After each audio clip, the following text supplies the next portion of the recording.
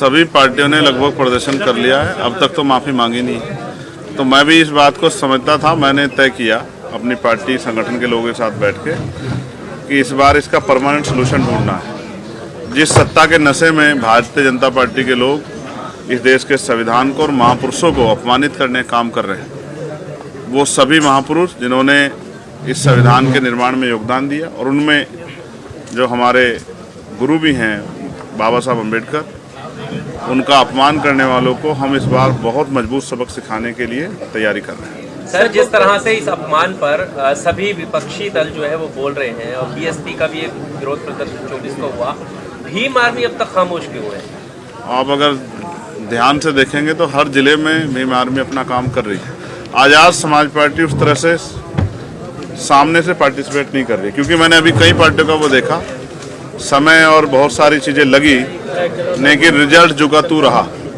तो मैंने कहा ना कि अगर हम 2 कदम पीछे हटे हैं तो इसलिए नहीं कि हम इस विरोध का हिस्सा नहीं है।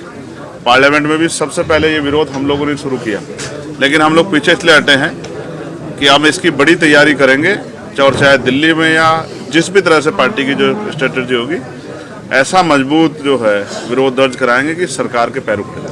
प्रधानमंत्री ने क्रिसमस के मौके पर कहा है कि दुनिया में कहीं भी हिंसा होती है तो मुझे दुख होता है, उस पर क्या कहना है? प्रधानमंत्री तो बहुत अच्छी बातें कहते हैं, काश उनका किरदार भी ऐसा ही होता।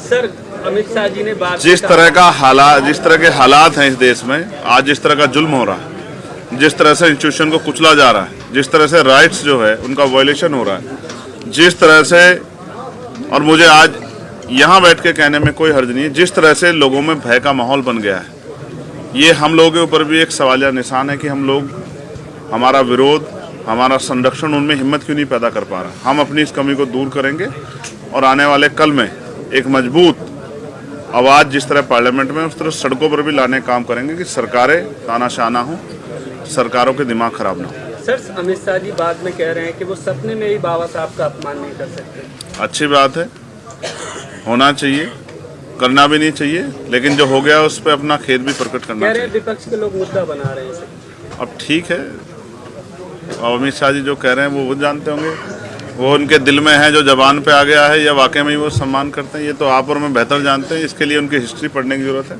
और हिस्ट्री इस बात की गवाही देती है कभी उन्होंने संविधान का सम्मान नहीं किया, और उनका जो मूल संगठन है उन्होंने हमेशा संविधान के खिलाफ काम किया। बेसिस ऑफ वर्शिप एक्ट की जिस तरह से धज्जियां उड़ाई जा रही हैं, सुप्रीम कोर्ट के जज रास्ता खोल रहे हैं कि क्या कहते हैं जो मस्जिद की खुदाई हो, मंदिर खोजे जाए, इस पर क्या है आपका? देखिए, मुझे बड़ी निराशा हुई हमारे पूर्व चीफ जस्टिस से, उनके कारनामों से। मैंने जैसे कहा, आपने प्राइम मिनिस्टर को लेकर जो सवाल मुझसे पूछा कि प्राइम मिनिस्टर ये कहते हैं मुझे दुख होता, इसी तरह से वो भी बहुत अच्छी मीडिया बाइट्स देते थे हमारे पूर्व चीफ जस्टिस, लेकिन जो बाद में उनके द्वारा किया गया और उनकी निगरानी में जो हुआ उसका खामियाजा देश भुगत रहा। तो मैं इस पर बस इतना ही कह सकता हूँ कि पहले तो पार्लियामेंट में वर्शिप एक्ट जो है उसकी जो खामियां है उसमें अमेंडमेंट बिल लाके वो दूर करनी चाहिए। और रही बात सुप्रीम कोर्ट या बहुत सारे इंस्टीट्यूशन, ये देश के हर व्यक्ति की जिम्मेदारी बैठती है कि किसी भी धर्म के साथ अपमानजनक रवैया ना हो, इससे देश कमज़ोर होगा। और जो सियासी साजिश की जा रही है अपने निजी फायदे के लिए, जबकि उनके बड़े लीडर्स भी कह चुके हैं कि हर मस्जिद के नीचे मंदिर मत ढूंढो, लेकिन मुझे लगता है कि आज वो उनकी सोच से भी आगे निकल गए हैं। ये माहौल उन्होंने बनाया, इसका खामियाजा भी उनको भुगतना पड़ेगा। आपको लगता है जो मोहन भागवत का बयान था वो पब्लिक स्टंट था? जब ये तो वही लोग जानते होंगे कि उनका बयान स्टंट था या वो जो हालात उनके द्वारा पैदा किए गए और आज जो उनसे समझ नहीं रहे हैं उसके बाद ये बात कह रहे हैं। मगर मैं स्पष्ट तौर पर कहना चाहता हूँ, सिर्फ ये देश बातों से नहीं चलेगा, संविधान के आधार पर चलेगा। और जो इस देश में अल्पसंख्यक समुदाय में जो हमारे मुस्लिम भाई हैं, जैन भाई हैं, सिख भाई हैं, बौद्ध भाई हैं, क्रिश्चियन भाई हैं, उनकी ज़्यादा जिम्मेदारी हम लोगों को आगे बढ़कर उठानी पड़ेगी कि उनके मन में जो भय पैदा हो रहा है वो भय ज़्यादा दिनों तक ना रहे। क्या चंद्रशेखर जी संभल के पीड़ितों से मिलने के लिए जाएंगे?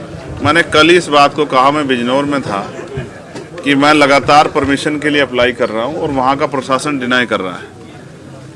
लेकिन जिस दिन मैं वहाँ जाऊँगा तो फिर वहाँ जाने के लिए बहुत लंबी लंबी कतारें लगेंगी, क्योंकि अभी तो सब किसी के मुंह से संबंध नहीं निकल रहा है। कल का अगर आप मेरा प्रेस नोट ब्रीफ सुनोगे तो आपको पता लग जाएगा कि अभी मैं नहीं जा रहा हूँ तो कोई नहीं जा रहा है। जिस दिन मैं जाऊँगा और मुझे परमिशन मिलेगी फिर सब लोग जाएंगे। मैं मीडिया के साथियों के लिए भी चिंता कर रहा हूँ। मैं राजीव साहब अभी चर्चा कर रहे थे कि मीडिया पे जिस तरह की पाबंदियाँ लग रही और मीडिया अपना काम स्वतंत्र रूप से नहीं कर पा रही है, मुझे मीडिया के साथियों की भी चिंता, क्योंकि कई पत्रकार जेल गए हैं।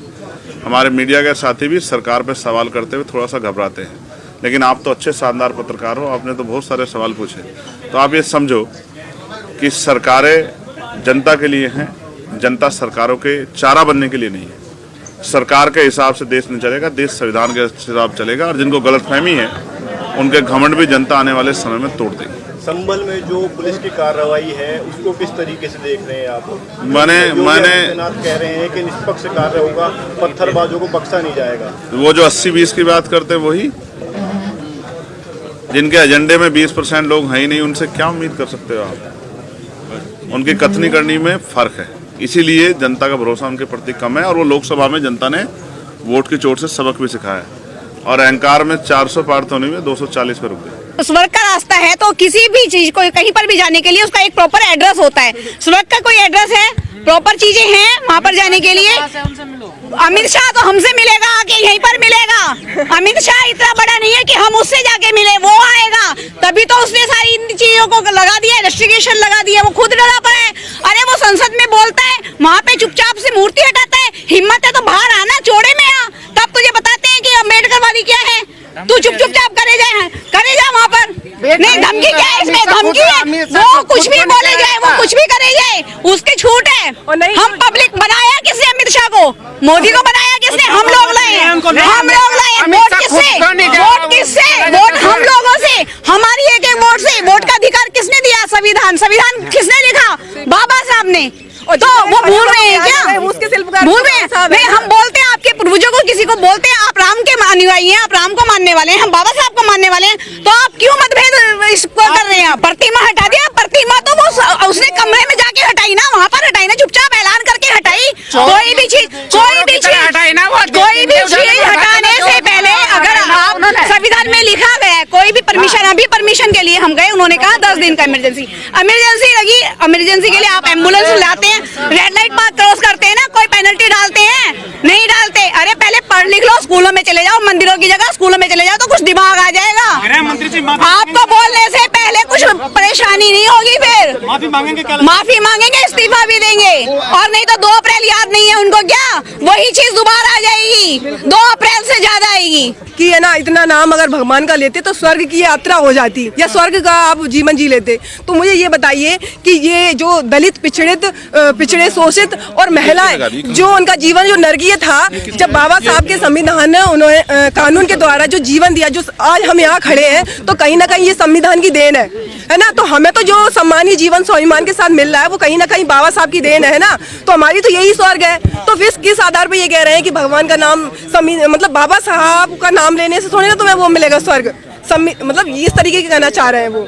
तो उसी का प्रदर्शन करने के लिए हम लोग यहाँ आए, उनको ये दिखाना चाह रहे हैं कि आपके दिमाग में नहीं, लोग काफी लोग आए थे, लेकिन उन्होंने क्या है, अब जब इनके हाथ में पुलिस प्रशासन है तो ये तो कुछ भी कर सकते हैं ना।